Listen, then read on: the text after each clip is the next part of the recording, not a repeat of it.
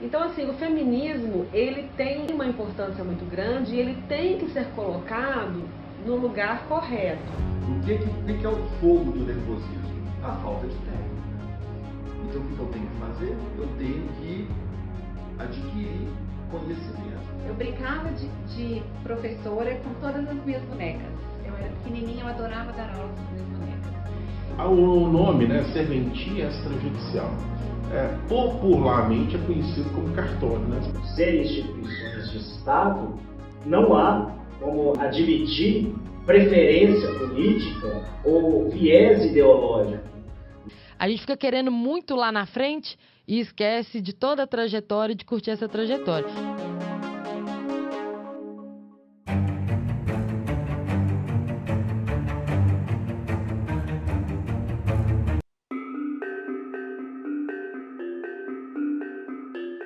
Eu sou feminista, primeira coisa, quero registrar. Mas eu trabalho com palavras e a expressão feminismo, ela tem recebido interpretações as mais diversas. Eu falo do feminismo histórico.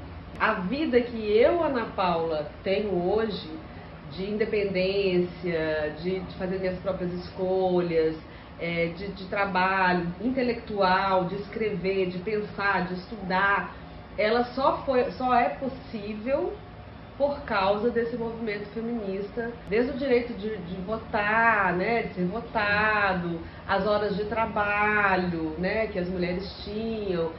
Em 1988, a Constituição nossa de 1988, cidadã. A partir somente da Constituição de 88 é que a mulher passa a ter o direito de trabalhar sem pedir autorização do marido. O feminismo histórico e no mundo, ele tem uma importância muito grande e ele tem que ser colocado no lugar correto e não ser simplesmente absorvido por grupos e usado de maneira indevida. Nada contra o masculino, né? Assim, a gente tem que caminhar juntos. Havia uma disparidade de relação de poder nas relações entre homem e mulher que precisava ser corrigida, né? O feminismo, ele é de todas as mulheres, independente da posição política que ela tenha.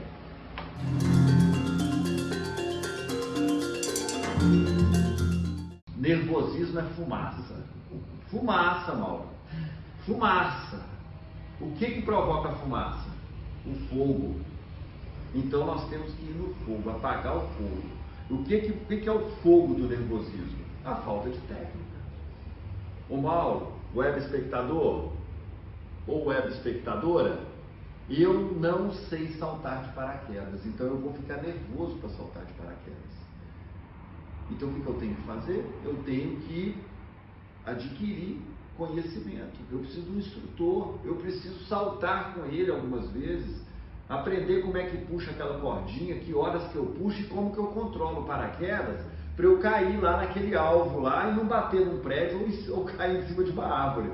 Então, Mauro, oratório é a mesma coisa. Então, por que uma pessoa fica nervosa para falar em público? Porque ela não é treinada para falar em público. Eu considero isso assim, um tanto quanto óbvio. Você concorda comigo?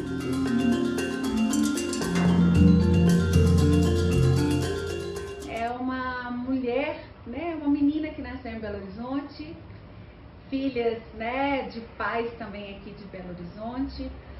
Tem uma tradição pela família do meu pai muito com o comércio, né, muito hoje de um ramo empresarial. Minha mãe sempre, né, me puxou para a docência, professora a vida inteira. Então eu fui para a docência muito motivada pelo espelhamento da minha mãe.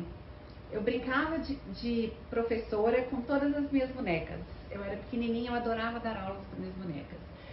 E assim foi. A escolha pelo curso de Direito foi influência do meu pai. O pai fez até o 6º período de Direito na Federal e em face da padaria. Meu pai tem uma padaria. Ele não dava conta de continuar trabalhando e estudando. Então, pelo fato dele não ter terminado o curso, eu quis fazer o curso de Direito.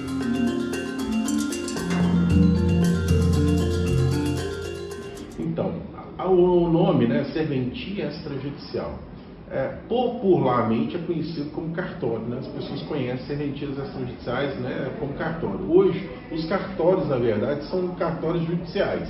Eles estão dentro dos foros, vinculados às varas,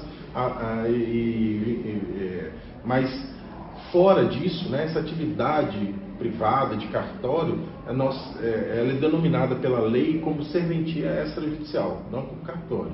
Mas um ponto é uma maneira de deixar de sobrecarregar o Estado através das imensas demandas que chegam, né, para os tribunais. Se não me engano, são mais de 200 milhões de ações. De ações, hoje nós estamos com mais... Bom, números, eu falo assim, número de 2020, nós tínhamos mais de 110 milhões de ações, né? E nós temos hoje em média... E o país tem 220 milhões de habitantes?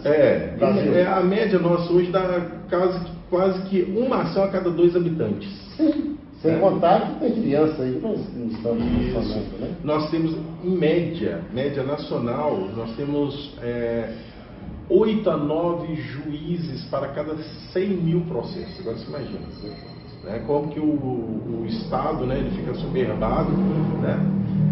O que a gente pode dizer disso? Nós temos, antigamente, né, a justiça era feita com as próprias mãos, né?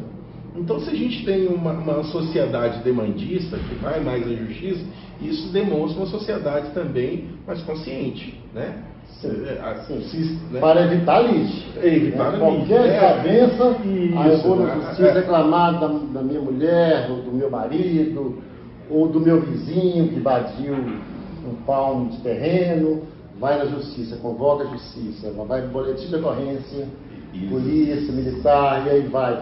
Isso é o Estado. É o Estado. Vai para a justiça, sendo que poderia resolver isso extrajudicialmente. É isso mesmo? Pode resolver extrajudicialmente. Mas, assim, só voltando um pouquinho essa fala sua, que eu achei assim, extremamente inteligente, porque a sociedade hoje ela é demandista, ou seja, nós temos um péssimo hábito de tudo judicializar, mas por outro lado, nós estamos aprendendo que também não pode fazer justiça com as próprias mãos, né? Então essa é a função de uma sociedade evoluída. Nós temos que buscar o judiciário para nos dar amparo e eventualmente dar o direito ou não, né, daquela discussão.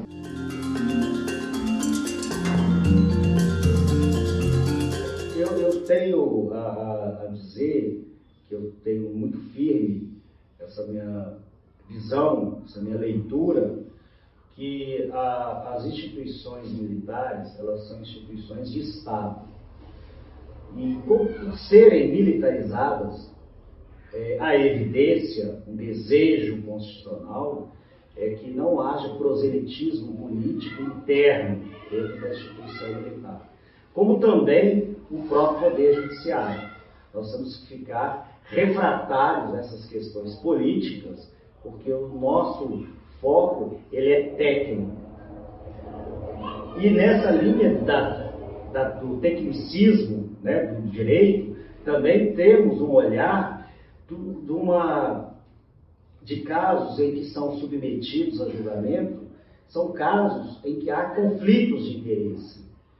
Então, o que você está me dizendo nessa questão da politização, da polarização política, tanto em nível estadual como em nível nacional. Em nível nacional, o que eu tenho a dizer é que no âmbito do atuar das instituições militares e da justiça militar, devemos ficar afastados disso, sem esse tipo de paixão, e tendo sempre como foco que os preceitos das instituições militares serviam ao Estado democrático de direito, né?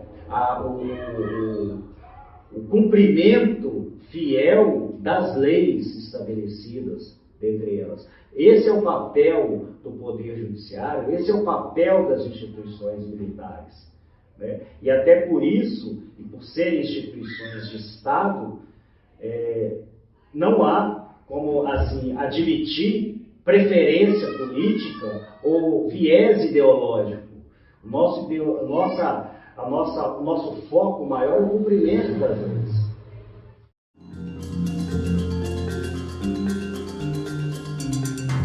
Então, eu acho que é uma frase bem clichê, né, para não desistir dos seus sonhos, não desacreditar de você mesmo, porque eu acho, assim, tenho certeza que para tudo começar, a primeira pessoa que tem que acreditar mesmo é você, se olhar no espelho e falar, eu vou conseguir, e ir em frente, sabe?